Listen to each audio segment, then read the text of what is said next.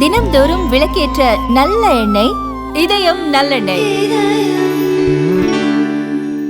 திண்டுக்கல் மாவட்டத்தில் என்ஐஏ அதிகாரிகள் திடீர் சோதனை மற்றும் விசாரணை நடத்தியதில் கொடைக்கானல் ஆம்பூர் பிரியாணி உரிமையாளர் இன்பத்துல்லா கைது செய்யப்பட்டுள்ளது பெரும் பரபரப்பை ஏற்படுத்தியுள்ளது.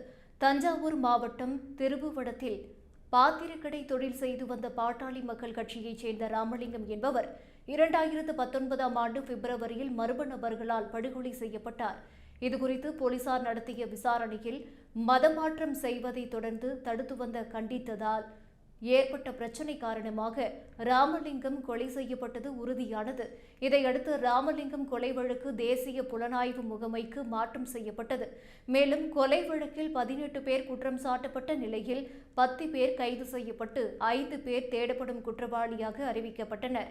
இந்நிலையில் திண்டுக்கல், கொடைக்கானல், ஒட்டன்சத்திரம், வத்தலகுண்டு உள்ளிட்ட இடங்களில் 25க்கும் மேற்பட்ட என்ஐஏ அதிகாரிகள் சோதனை நடத்தினர். குறிப்பாக கொடைக்கானல் நகர் பகுதி மற்றும் பூம்பாறை பகுதியில் சுமார் 5க்கும் மேற்பட்ட பகுதிகளில் சோதனை நடைபெற்றது.